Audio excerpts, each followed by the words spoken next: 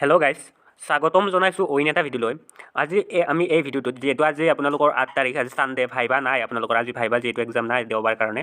চ' আজি মই লৈ আহিছোঁ আপোনালোকৰ যোৱা 3 দিনত আপোনালোকৰ ভাইবাত মানে কেনেকুৱা ধৰণৰ কুৱেশ্যনবিলাক সুধিছে, লগতে কিমানমান কেণ্ডিডেট ৰিজেক্ট হ'ল, মানে যিহেতু গ্ৰেজুৱেশ্যন কেণ্ডিডেট বহুত গৈছে ভাইবা দিব, চ' কিমানমান ৰিজেক্ট হ'ল, আৰু লগতে চ' প্ৰত্যেক শিফ্টতে মানে আপোনালোকৰ বেটছ 1ৰ পৰা বেটছ 10লৈকে যিহেতু আছে আপোনালোকৰ, মানে বৰ্ড 1ৰ পৰা বৰ্ড 10লৈকে আছে।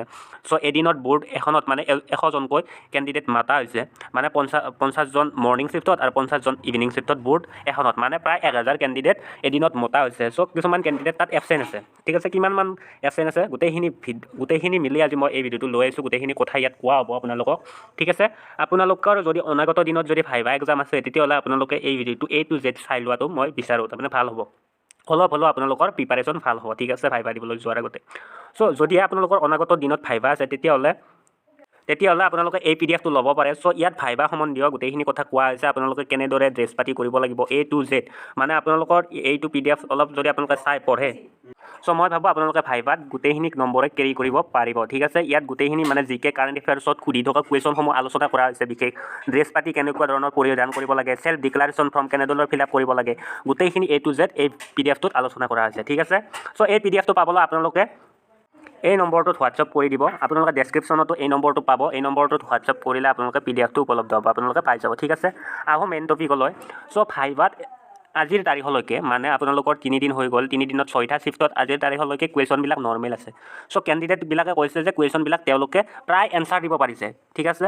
চ' গোটেইখিনি কুৱেশ্যনৰ নোৱাৰিলেও 2-এটা কুৱেশ্যনৰ এনচাৰ দিব নোৱাৰিলেও প্ৰায়বিলাকে পাৰিছে, মানে তেওঁলোকক এনে নৰ্মেল কুৱেশ্যন সোধাৰ ভিতৰত কি সুধিছে মই কৈ দিছোঁ। ভিডিঅ'টো অলপ লম্বা হ'ব পাৰে বা দীঘল হ'ব পাৰে, চ' আপোনালোকে A to Z চাব। চ' প্ৰথমতে তেওঁলোকৰ ডিটেইলছ মানে আপোনালোকৰ সোধা হৈছে যে তেওঁলোকৰ পৰিচয়টো। চ' পৰিচয় তেওঁলোকে নিশ্চয় দিব পাৰিছে, তেওঁলোকৰ গাঁওখনৰ বিষয়ে বা ডিষ্ট্ৰিক্টখনৰ বিষয়ে বা গাঁওখনত কি নদী আছে, মানে গাঁওখনত থকা বা অঞ্চলটোত থকা প্ৰধান নদীটো যদি সোধে তেওঁলোকে ক'ব পাৰিছে, ঠিক আছে। চ' আপোনালোকে এনেকুৱা ধৰণৰ কুৱেশ্যন চাই যাব, ঠিক আছে। আপোনালোক গাঁওখনত থকা ডাঙৰ মন্দিৰৰ বিষয়ে সুধিলে, গাঁওখনত থকা ডাঙৰ কীৰ্তিস্তম্ভৰ বিষয়ে সুধিছে, ঠিক আছে। চ' তেওঁলোকৰ অঞ্চলত থকা ডাঙৰ ব্যক্তি এজনৰ নাম বা তেওঁলোক যি সমষ্টিত পৰে সেই সমষ্টিৰ বা সেই ডিষ্ট্ৰিক্টৰ এজন ডাঙৰ ব্যক্তিৰ নাম যদি ক'ব দিয়ে, তেওঁলোকে বহুতে ক'ব পাৰিছে আৰু বহুতে ইয়াত ক'ব পৰা নাই, ঠিক আছে। চ' যিসকলে ক'ব পাৰিছে নিশ্চয় তেওঁলোকৰ ভাইবা এক্সাম ভাল হোৱা বুলি কৈছে। চ' আৰু আপোনালোকৰ কি এইবিলাক কুৱেশ্যনটো সুধিছে নৰ্মেল কুৱেশ্যন, আপোনালোকক 2-এটা এনেকুৱা ধৰণৰ কুৱেশ্যনটো সুধিবই, লগতে আপোনালোকক কাৰেণ্ট এফেয়াৰ্ছ আৰু GKৰ ওপৰত আপোনালোকৰ অলপ জ্ঞান আছে নে চাইছে দে। চ' আপোনালোক কেনেকুৱা ধৰণৰ সুধিছে মই কৈ দিছোঁ যে স্বাধীনতাৰ সময়ত আমাৰ অসমৰ টোটেল ডিষ্ট্ৰিক্ট কেইখন আছিল। চ' আমি সকলোৱে জানো যে স্বাধীনতাৰ সময়ত অসমৰ টোটেল ডিষ্ট্ৰিক্ট আছিল 13খন। এতিয়া বৰ্তমান ডিষ্ট্ৰিক্ট কেইখন সুধিছে, তেনেকুৱা ধৰণৰ, মানে 31খন এতিয়া বৰ্তমান ডিষ্ট্ৰিক্ট। চ' কোনকেইখন নোহোৱা হ'ল ডিষ্ট্ৰিক্ট, এনেকুৱা ধৰণৰ কুৱেশ্যন, ঠিক আছে। কাৰেণ্ট এফেয়াৰ্ছত এনেকুৱা ধৰণৰ কুৱেশ্যন, মানে শেহতীয়াকৈ কাৰ মাজত যুদ্ধ হৈছিল, বিশ্বযুদ্ধ হৈছিল। চ' দিছ টাইপ মানে এনেকুৱা টাইপৰ কুৱেশ্যন আপোনালোকক সুধিছে, ঠিক আছে। লগতে সুধিছে যে আমাৰ যে কেন্দ্ৰীয় আপোনালোকৰ যোনটো আপোনাৰ ফাইনেন্স মিনিষ্টাৰ মানে বিত্ত মন্ত্ৰী কোন, ঠিক আছে, এনেকুৱা ধৰণৰ। কেন্দ্ৰীয় আপোনালোকৰ পৰিবহণ মন্ত্ৰী কোন, ঠিক আছে। এইবিলাক আপোনালোকে গোটেইখিনি চাই যাব। লগতে মই আৰু কেইটামান GK কুৱেশ্যন কালেক্ট কৰিছোঁ, এইবিলাক GK কুৱেশ্যন আপোনালোকে PDF টোত পাই যাব। এনেকুৱা ধৰণৰ কি কুৱেশ্যন সুধিছে সেইবিলাকতো দিয়া হৈছে, লগতে আপোনালোক A to Z আপোনালোক এটা প্ৰিপাৰেশ্যন টাইপ ভাইবাৰ কাৰণে তাতে PDF টোত কৰা হৈছে, ঠিক আছে। ঠিক আছে, অসমৰ জাতীয় সংগীতটো কোনে ৰচনা কৰিছিল, এনেকুৱা ধৰণৰ কুৱেশ্যন সুধিছে। আমি জানো অসমৰ প্ৰথম CM কোন, তেনেকুৱা কুৱেশ্যন সুধিছে, ঠিক আছে। লগতে সুধিছে আপোনালোকৰ FIFA ৱৰ্ল্ড কাপৰ ওপৰত সুধিছে। FIFA ৱৰ্ল্ড কাপত আৰ্জেণ্টিনা জয় হ'ল, কিন্তু কাৰ হাতত জয় হ'ল, মানে কোন পৰাজয় হ'ল। আপোনালোকে নিশ্চয় জানে যে FIFA ৱৰ্ল্ড কাপৰ ফাইনেল হৈছিল আপোনালোকৰ ফ্ৰান্স আৰু আৰ্জেণ্টিনাৰ মাজত, য'ত ফ্ৰান্স হাৰিছিল, ঠিক আছে। এনেকুৱা ধৰণৰ কুৱেশ্যন সুধিছে, মানে আপোনালোকে ৰিচেণ্ট বস্তুবিলাক চাই আছে নে, মানে আপোনালোকে এইটো কথা মন দি চাব যে এইকেইদিনত আপোনালোকৰ টিভিত হওক বাতৰিত হওক যি কাৰেণ্ট এফেয়াৰ্ছ টাইপ নিউজ ওলায় সেইবিলাক আপোনালোকে চাই যাব। ভিডিঅ'টো অলপ দীঘল হৈছে, কিন্তু মই গোটেইখিনি কথা কৈ দিছোঁ আপোনালোকক।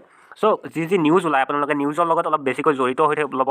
মই এই চেনেলটোৰ লগত জড়িত হ'লেও কথা নাই, মই গোটেইখিনি আপোনালোকক প্ৰত্যেক দিনে কি প্ৰশ্ন সোধে মই চিৰিজ ৱাইজ আপোনালোকক আগত লৈ আহিম, ঠিক আছে। ছাবস্ক্ৰাইব কৰা নাই যদি আপোনালোকে ছাবস্ক্ৰাইব কৰি থৈ দিয়ক।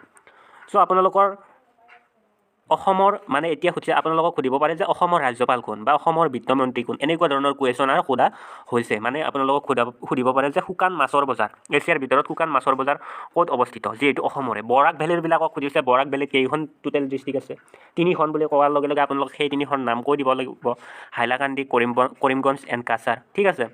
চ' সুধিব পাৰে আপোনালোকক যে যিটো আপোনালোকৰ বাক্সাৰ লগত মানে তামোলপুৰ কাৰ লগত কোনখন ডিষ্ট্ৰিক্টৰ লগত মাৰ্চ কৰা হ'ল ঠিক আছে এনেকুৱা ধৰণৰ কুৱেশ্যনবিলাক আপোনালোকে মানে অলপ বেছি ধ্যান দিব ৰিচেণ্ট নিউজত ওলাই থকা মানে আপোনালোকৰ কুৱেশ্যনবিলাক বেছি ধ্যান দিব সেইবিলাক আপোনালোকক প্ৰায় সোধা দেখা গৈছে আৰু ইয়াৰ লগতে এইটো নৰ্মেল কুৱেশ্যনবিলাকতো আপোনালোকে এনচাৰ দিব পাৰিব আপোনালোকৰ পৰিচয় কি কৰে কি নকৰে আপোনালোকে কিমান পঢ়া কিমান নপঢ়া এইখিনি কুৱেশ্যন আপোনালোকক গোটেইখিনি কেণ্ডিডেটে এইখিনি পাৰিব কিন্তু আপোনালোকৰ ভাইভাত আপোনালোকে মেইন নম্বৰটো অনা কুৱেশ্যনখিনি হৈছে আপোনালোকৰ কাৰেণ্ট এফেয়াৰ্ছ এণ্ড জিকেখিনি ঠিক আছে সেইখিনি যাতে আপোনালোকে ভুল নকৰে চ' কেণ্ডিডেট কিমানমান ৰিজেক্ট হ'ল চ' এতিয়াতো বাৰু তেনেকৈ ৰিজেক্ট হোৱা নাই উইথ হেলবিলাকক মই শুনামতে ৰিজেক্ট কৰা বুলি কৈছে যোনবিলাকে গ্ৰেজুৱেশ্যন পাছ হয় এপ্লাই টাইমৰ আগত ঠিক আছে আৰু কেণ্ডিডেটবিলাকে এইটো আপোনালোকে ৰিজেক্টৰ ক্ষেত্ৰত আপোনালোকে সিমান এটা টেনশ্যন কৰিব নালাগে যদি আপোনালোকে এমপ্লয়মেণ্টত যদি আপোনালোকে ডিগ্ৰী পাছ আপোনালোকে এপ্লাই টাইমৰ আগত যদি আপোনালোকে ডিগ্ৰী পাছ তেতিয়াহ'লে আপোনালোকৰ নিশ্চয় প্ৰব্লেম হ'ব আৰু আপোনালোকে ৰিজেক্টেড হ'ব ঠিক আছে এতিয়া যদি আপোনালোকে যদি ৰিচেণ্টলি ডিগ্ৰী পাছ হৈছে তেতিয়াহ'লে মই ভাবোঁ কোনো প্ৰব্লেম নাই আপোনালোকে ভাইবাৰ কাৰণে আপোনালোকে প্ৰিপাৰেশ্যন চলোৱা কাৰণ আপোনালোকে এডভাৰ্টাইজত নিশ্চয় লিখা আছে আপোনালোকে সকলোৱে জানে চ' আপোনালোকে সেইটো ৰিজেক্টেড নহয় ঠিক আছে চ' এবচেণ্ট থকা কেণ্ডিডেটৰ সংখ্যা মই জনা আৰু শুনা মতে ঠিক আছে চ' মই কেণ্ডিডেটবিলাকৰ মুখৰ পৰা শুনিছোঁ যিবিলাকে ভাইবা দিবলৈ গৈছে মই 2 এদিনতে মই ভাইবা মানে এক্সাম ক'ত হৈছে চেণ্টাৰত যাই কিনে আপোনালোকে এটা এনে ভিডিঅ' বনাব পাৰোঁ বাহিৰৰ পৰাই ঠিক আছে মই এজন কেণ্ডিডেট আছে মোৰ লগত চ' তেওঁৰ লগত মই মানে ভাইবা এক্সাম চেণ্টাৰত তেওঁ হয়তো চিনি নাপায় একচুৱেলি মই তেওঁক লৈ যাব পাৰোঁ চ' লৈ গ'লে মই এটা থুলমূল আৱাসৰ এটা ভিডিঅ' বনাই দিম কেনেদৰে হৈছে গোটেইখিনি আপোনালোকে তাতে চাব পাৰিব চ' কেণ্ডিডেট এবচেণ্ট মিনছ আপোনালোকক এদিনত মানে এটা চিফ্টত আপোনালোকৰ কেণ্ডিডেট মাতিছে 100জনকৈ ঠিক আছে 100জনকৈ আপোনালোকক কেণ্ডিডেট মাতিছে তাৰে 2-4জনকৈ চ' কেণ্ডিডেটবিলাকে কোৱা মতে 2-4জনকৈ এবচেণ্ট আছে ঠিক আছে চ' অভাৰঅল আপোনালোকৰ এবচেণ্টটো অলপ আছে ঠিক আছে নোহোৱা নহয় চ' সেইটো আপোনালোকৰ বাবে যোনবিলাকে ভাইবা দি আছে তেওঁলোকৰ বাবে পজিটিভ কথা ঠিক আছে তেওঁলোকে চাকৰি পোৱাৰ চান্সটো বহুত বেছি আছে আপোনালোকে অলপ ভাইবাটো ভালদৰে দিয়ক সেইবাবে মই সকলোকে ভাইবাৰ বাবে বেষ্ট অফ লাক দিছোঁ যদি আপোনালোকৰ অনাগত দিনত আছে ভাইবা ঠিক আছে চ' ভাইবাৰ বাবে প্ৰিপাৰেশ্যন কৰি আছে যদি আপোনালোকে